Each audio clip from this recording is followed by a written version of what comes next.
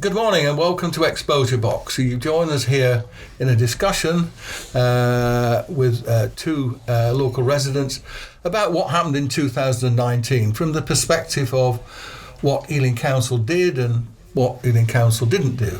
So my two guests are Arthur Breens, who's on the management committee of Neighbours Paper, which is a 30-year-old grassroots quarterly newsletter, and Will French, who's chair of Save Ealing Centre, which is an alliance of 26 residents and community groups. So I'm going to take you through some of the things that happen, and we're going to discuss some of the aspects of them.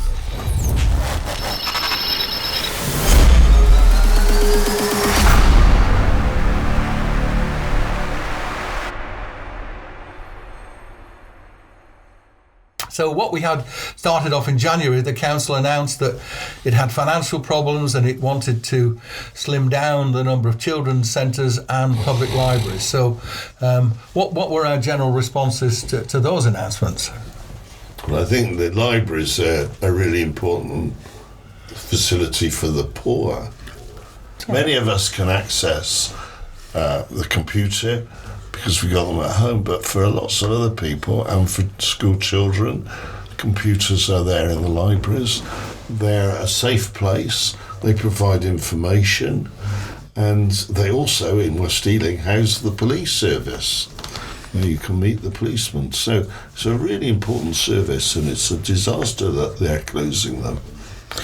Some people have pointed out that other local boroughs were expanding their library services, and it just seemed bizarre that Ealing, would be looking to close them.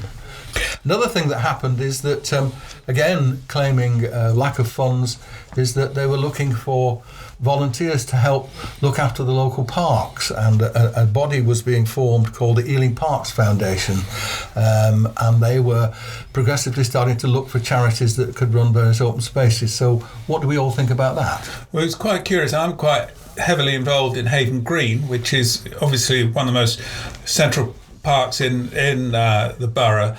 And Haven Green has got a well-established group called the Friends of Haven Green, and nothing seems to have happened on that at all. And Haven Green itself just doesn't seem to have got involved in that whole process at all.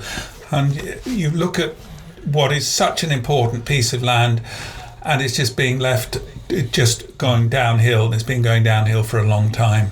But Haven Green's an interesting example where it's a grassroots movement from the bottom that created the Friends movement.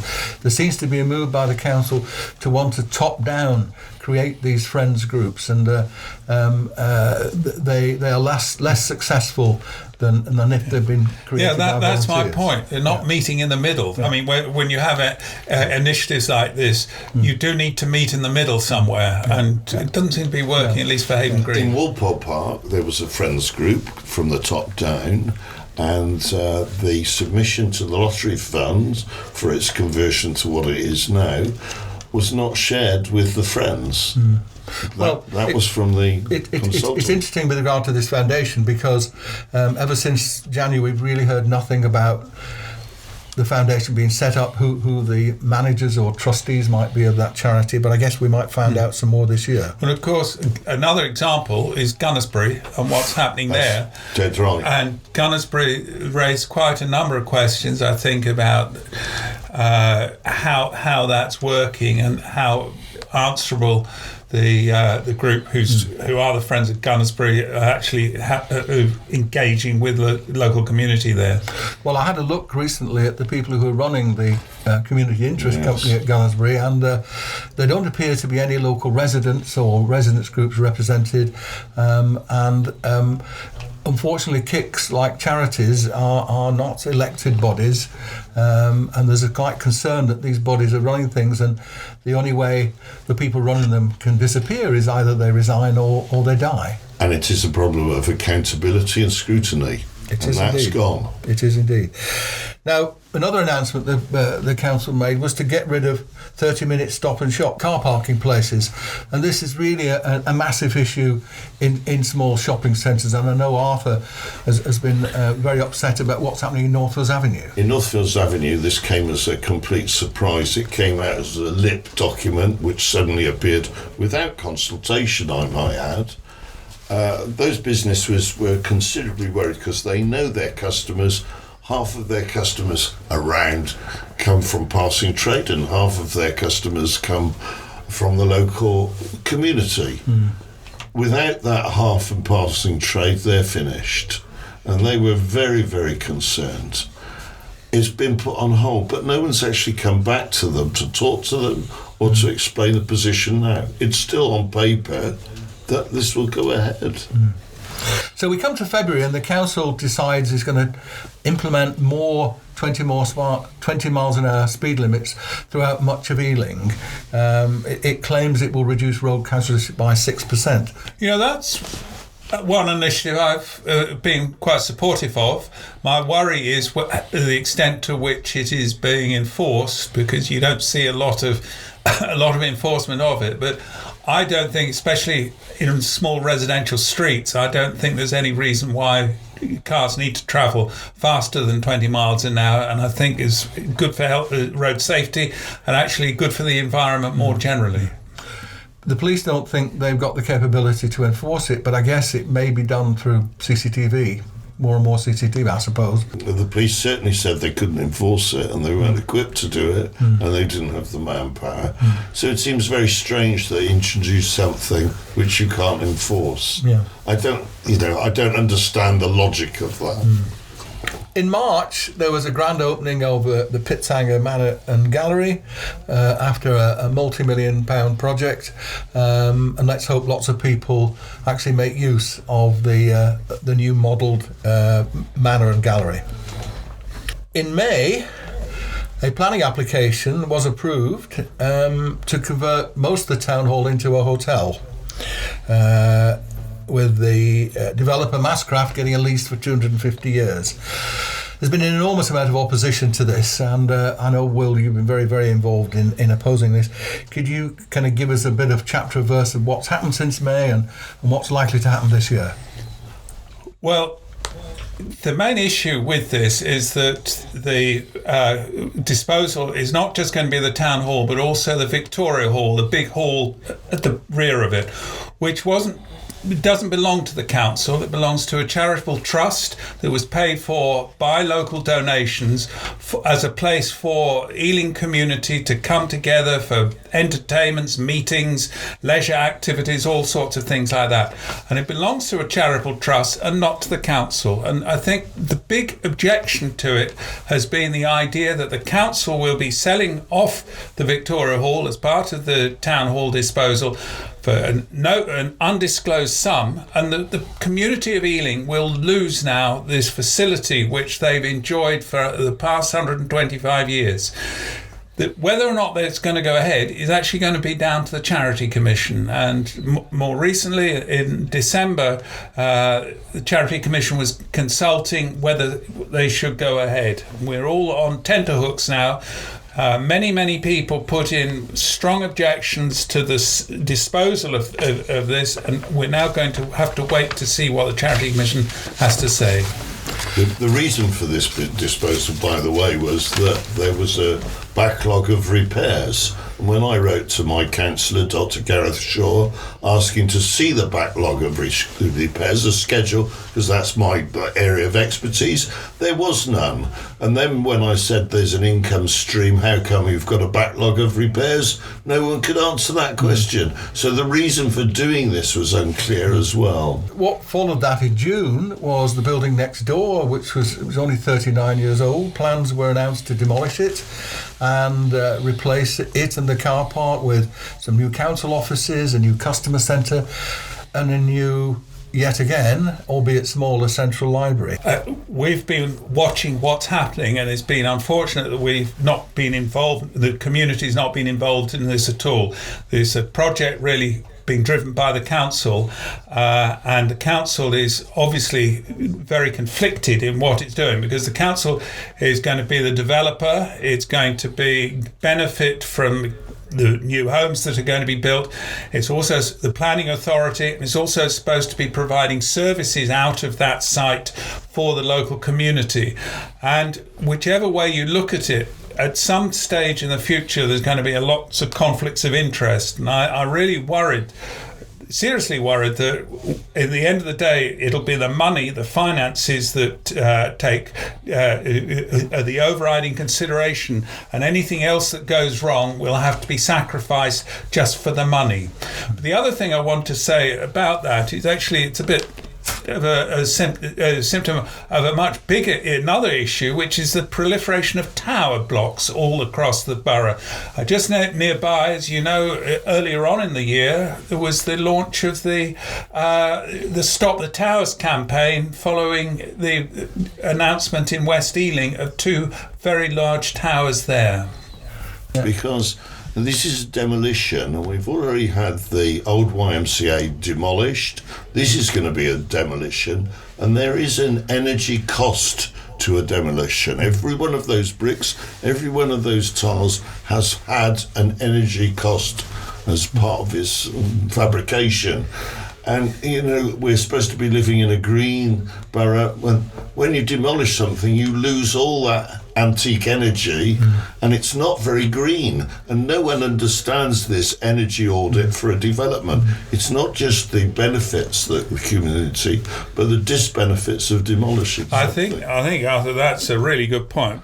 Thank you. When you realise that the argument is it makes economic interest to demolish the Percival House because the lifts are now obsolete, and the air conditioning is obsolete, and the electrics and small things like that ought to be maintained regularly should not be a reason for the demolition of a building that's only been on that site for such a short period of time. In July, the council ran a large public meeting in connection with the development of the old gasworks site, which has been going on for years. Unfortunately, people have been complaining about noxious smells, of illnesses, and the council assembled a host of experts, and in a very acrimonious meeting, people complained that, well, whatever's been done here in terms of cleaning the soil hasn't worked. So would you like to comment on that? Well, we have heard huge concerns about the air pollution and all the environmental consequences of this big development in Southall, and I think it raises very, very serious questions in my mind about the capacity of our council actually to look after the environment and make sure that it's clean and healthy for the people who live in the borough. This is one of the main tasks that our council should be doing, is monitoring this, and they really seem to have fallen down on the job.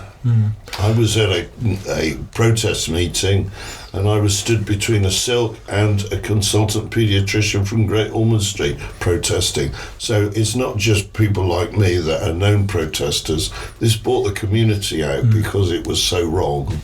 Well, unfortunately, I've seen a video of the meeting, and the impression came across that the council and the developers and the experts were saying, well, if you will, it's nothing to do with what we've done to the soil, which was rather degrading by the residents who were there, and that campaign is still going strong, and I don't think the problem's been solved.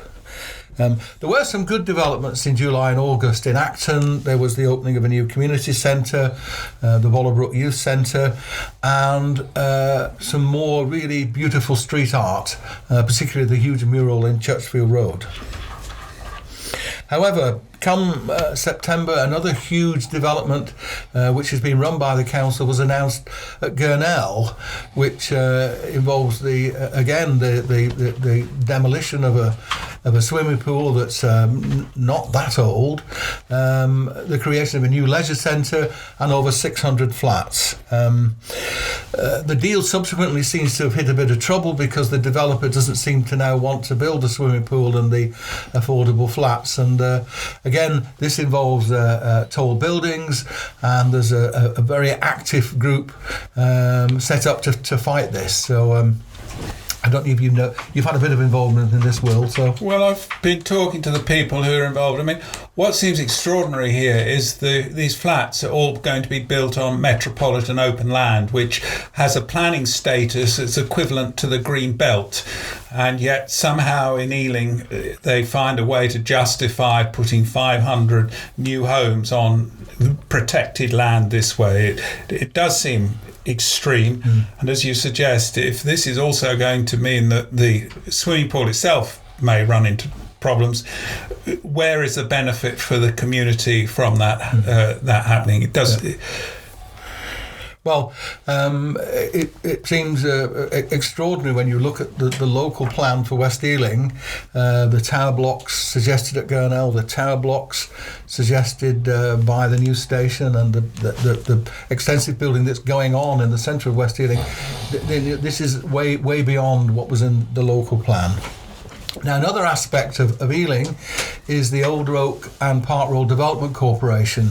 That land is shared across 3 local authorities, but the largest piece of land is in Ealing.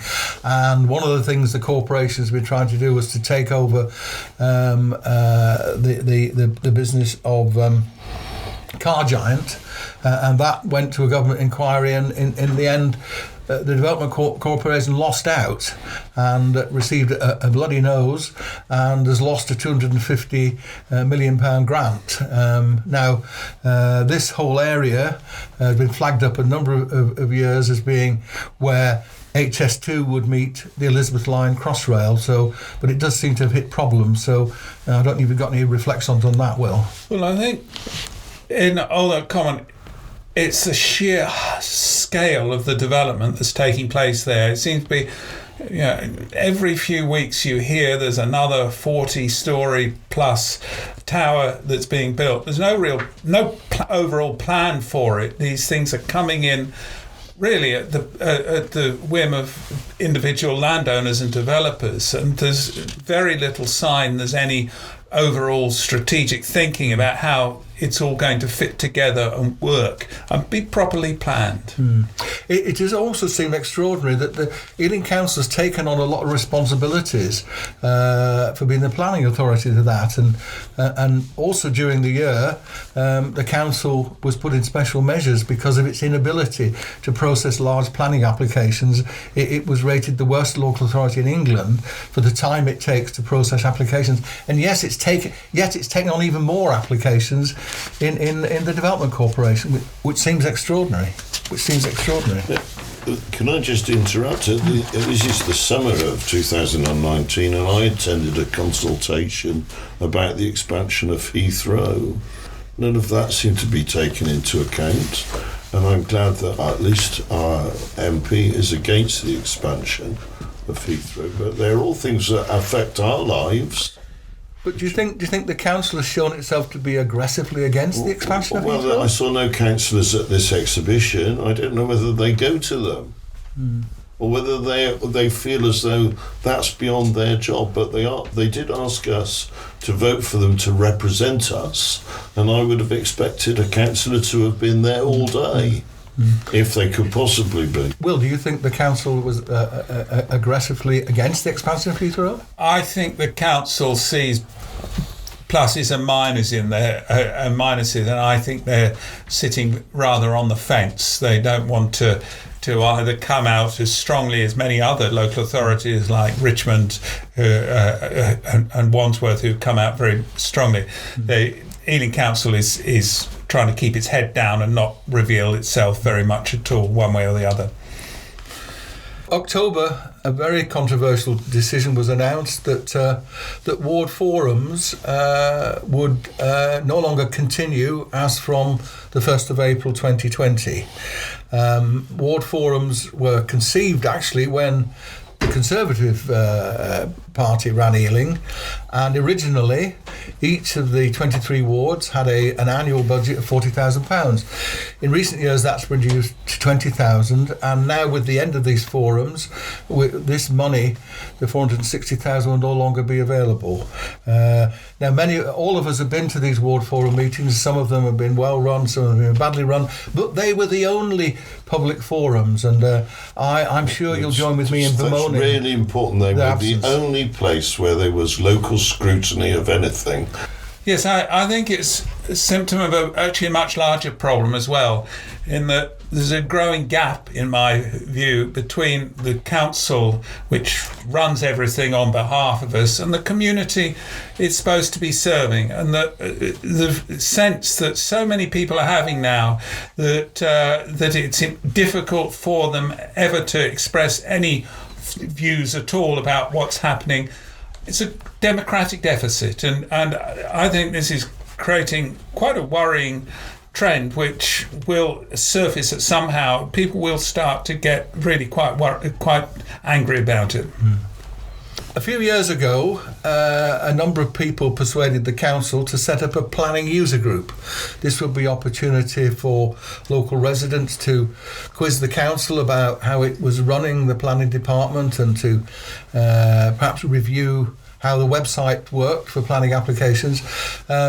And this meeting fell into disrepute, and they were started again last year. Unfortunately, the meeting was quite acrimonious because some of the complaints about the website, which had been around for 2 or 3 years, were still not being resolved. For example, you couldn't attach a PDF to a comment to a planning application.